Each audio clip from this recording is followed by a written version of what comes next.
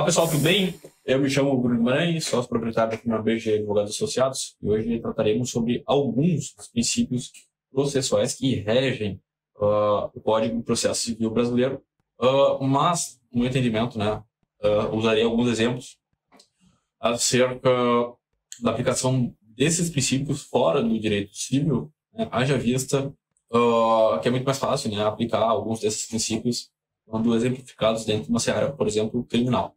Tá? Um primeiro princípio que vem à mente, e eu vejo como quase que um princípio transcendental, é o princípio do devido processo legal, o due process of law, no termo em inglês, obviamente. E esse princípio em si, ele rege que o processo ele tem que seguir um trâmite e oportunizar que as mesmas partes sejam asseguradas os mesmos direitos, e a manifestação, por exemplo, de outros princípios e outros direitos, por exemplo, direito ao contraditório e a ampla defesa, que, diga-se de passagem, é o princípio seguinte que trataremos. O princípio do devido processo legal, por exemplo, ele impede que um juiz, de forma totalmente arbitrária, ou um procurador, ou mesmo um delegado, ele atue de forma discricionária. Ou seja, o procedimento diz para seguir um rito, seguir uma forma, e a gente sabe que o processo é forma, e eles, assim, do seu imaginário, de um procedimento oriundo da sua própria cabeça, ele decide ser inquisitor, juiz e vítima, por exemplo.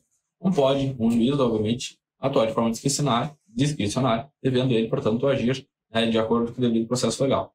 Eu vejo também para o devido processo legal, que é fácil de exemplificar no direito processual penal. Eu sou uma pessoa que eu não gosto e não atuo no direito processual penal. Todavia, uma das formas que eu criei na minha cabeça, de modo a não criar um impeditivo para essa matéria tão importante do direito, já visto que eu não gosto de direito penal, porque eu vejo como um direito muito acolhedor, de alguns criminosos, mas não vem ao caso.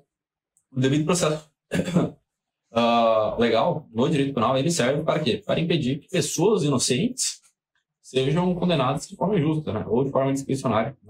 Eu vou aqui me arriscar a citar os atos do dia 8 de janeiro, em que, de forma indiscriminada, inúmeras pessoas foram vítimas de mandado de busca e apreensão, sem que elas, ao menos, tenham pisado na Praça dos Três Poderes. Então, obviamente, na minha visão, carece ali o devido processo legal, haja vista que a mesma pessoa que emitiu esse mandado de busca e apreensão é inquisitor, portanto, investigador, juiz, diga de passagem, e se sente vítima desses atos, haja vista entendê-los como um atentado à democracia. Mas não vamos nos aprofundar nisso, porque eu ainda tenho muito amor pela minha liberdade.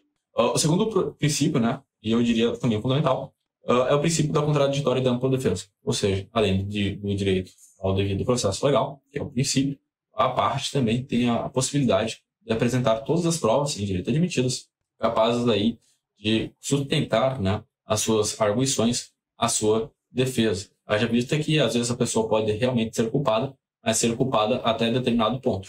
Por exemplo, usando esse mesmo exemplo do dia 8 de janeiro, a parte, ela poderia sim estar presente na Praça dos Três Poderes àquele tempo, todavia, em nenhum momento, ela adentrou ao Palácio do Planalto, ao Congresso e assim por diante. Ela simplesmente estava lá do lado de fora.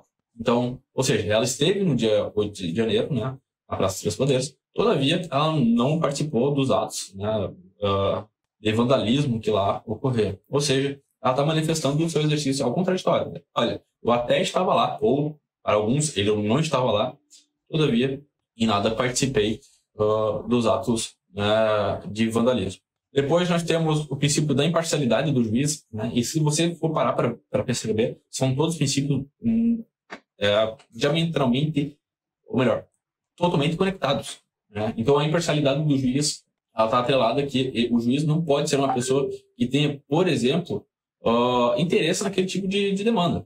Haja vista que, se assim o for, prejudicará a sua imparcialidade, não produzindo ele, portanto, uma decisão limpa desse vício da parcialidade. Então, imagine, nesse caso, nós temos um juiz, que ao mesmo tempo que é um juiz, é inquisitor, portanto, investigador, e ele se sente vítima. Nunca, em hipótese alguma, haverá imparcialidade. Depois, né, temos a motivação das decisões judiciais, que basicamente é a fundamentação sobre pena de nulidade, onde o juiz ele deve fundamentar, por A mais B, a sua convicção. Então, não basta ter um posicionamento político, a partir daí, ser contra todo tipo de manifestação, simplesmente porque aquele determinado grupo defende esse ou aquele partido ou aquela pessoa, né, ou aquele ideal, por exemplo. Então, o princípio da motivação serve justamente para evitar, por exemplo, arbitrariedades cometidas pelos julgadores.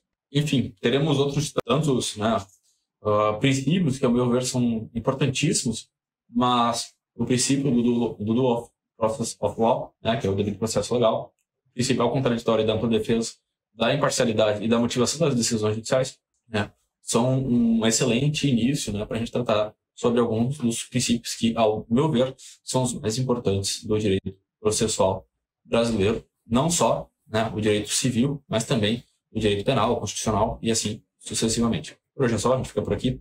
Até uma próxima oportunidade.